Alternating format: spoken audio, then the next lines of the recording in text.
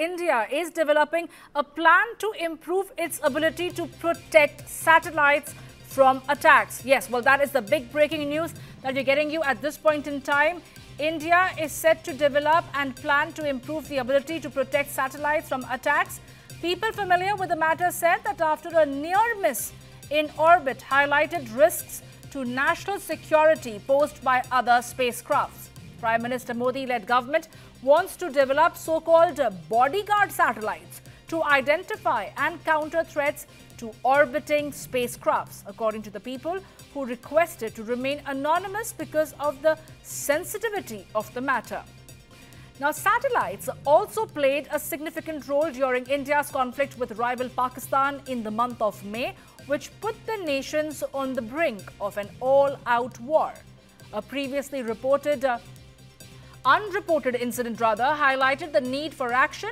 and the people added that when a satellite from a neighboring country came dangerously close to one of India's, the spacecraft from a neighboring country, which the people familiar with the matter wouldn't name, came approximately within 1 kilometer of an ISRO satellite performing tasks that could have military applications such as mapping and monitoring of objects on the ground. Although the two satellites didn't collide, such an unusually close approach was possibly a show of strength that could have been a test to demonstrate the other nation's capabilities, is what sources revealed to News 9. My colleague Anju Nirwan is joining me right now to get us more details. Anju, ये बताइए कि आज भारत जब सोच रहा है, plan कर रहा है एक तरह से अपने सैटेलाइट्स को प्रोटेक्ट करने के लिए, बॉडीगार्ड सैटेलाइट्स लॉन्च करने के लिए, इसकी ज़रूरत क्यों पड़ी? बीते कुछ महीनों में क्या कुछ ऐसी घटना घटी है जिसकी वजह से आज भारत को इस तरह से बॉडीगार्ड सैटेलाइट्स के बारे में सोचना पड़ रहा है?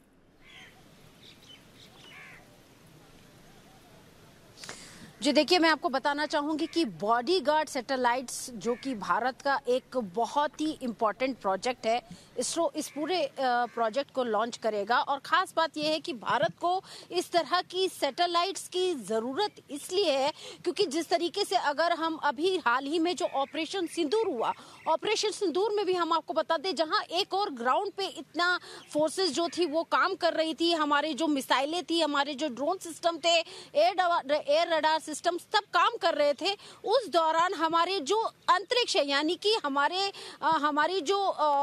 अंतरिक्ष में भी जो हमारी जो सैटेलाइट्स हैं उनके जरिए भी ऑपरेशंस को अंजाम दिया जा रहा था, जिसके जरिए हमें ये पता चल रहा था कि दुश्मन की प्लेसिंग किस तरीके से है, उसने अपने हथियारों को कहां लगाया है और उसके अलावा उसकी क्या प्लेसमेंट है। ऐसे में एक तरीके से एक सर्विलांस के लिए इस तरह की सैटेलाइट्स की जरूरत होती है और करीब ऐसी ही 50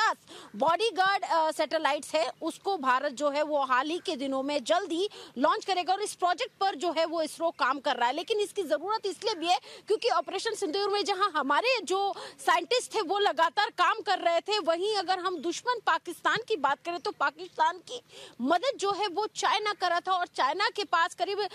930 से ज्यादा जो सैटेलाइट्स हैं और कहीं ना कहीं वो अपने सैटेलाइट्स की मदद से एक तरीके की जो मदद थी वो पाकिस्तान को कर रहा था, वो भी निगरानी रख रहा था। तो ऐसे में भारत के लिए जरूरी हो जाता है कि वो अपने इस प्रोजेक्ट को और भी ज्यादा मजबूती से आगे बढ़ाए। इस वक्त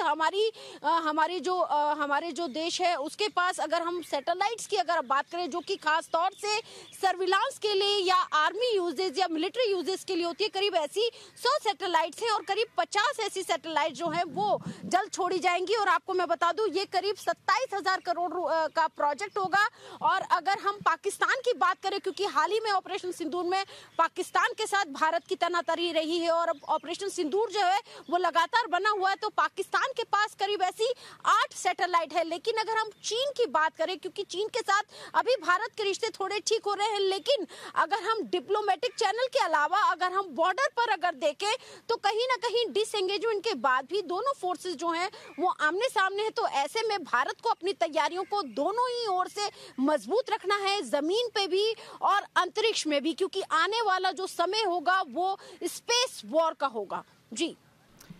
बिल्कुल अंजू, पर कहाँ तक जहां तक ये बताया जा रहा है कि एक ऐसा स्पेसक्राफ्ट था जो करीब 1 किलोमीटर डिस्टेंस के डिफरेंस में था इसरो सैटेलाइट में, और ये बोला जा सकता है कि बहुत अहम इंफॉर्मेशन इतने करीब आके पाया जा सकता है, जहां तक मिलिट्री की बात हो, बाकी को सेंसिटिव नेशनल सिक्योरिटी की इंफॉर्मेशन हो, मैपिंग हो, मॉनिटरिंग हो, ये सब भी इस तरह से अगर करीब आती है कोई दूसरे कंट्री की सैटेलाइट इंडिया के इसरो के सैटेलाइट्स के, तो बहुत कुछ ऐसी जानकारी पाई जा सकती है। इसके बीच में क्या ये बॉडीगार्ड सैटेलाइट एक कवच का रोल निभाएगी?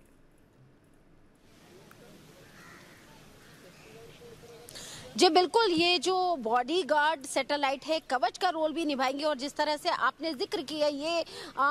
2024 का इंसिडेंट है, जिसमें कि हमारी जो एक इसरो सैटेलाइट थी, इसरो की सैटेलाइट थी, उसके पास पड़ोसी देश की एक सैटेलाइट बिल्कुल नजदीक आ गई थी, और डिस्टेंस की अगर हम बात करें तो महज 1 किलोमीटर दूर था। तो ऐसे में हमारे ऐसे छोटे छोटे जो सैटेलाइट्स हैं, जिनको हम हिंदी में कहते हैं उपग्रह, इस तरह के छोटे छोटे उपग्रह छोड़े जाएंगे जो कि एक तरह से रक्षा कवच का काम भी करेंगे, और रियल टाइम फीड जो होती है, रियल टाइम सर्विलांस जो होता है, वो हमारी आर्म फोर्सेस को देंगे। जी तो शुक्रिया अंजू हमारे साथ जुड़ने के लिए और सारी अहम जानकारी साझा करने के लिए।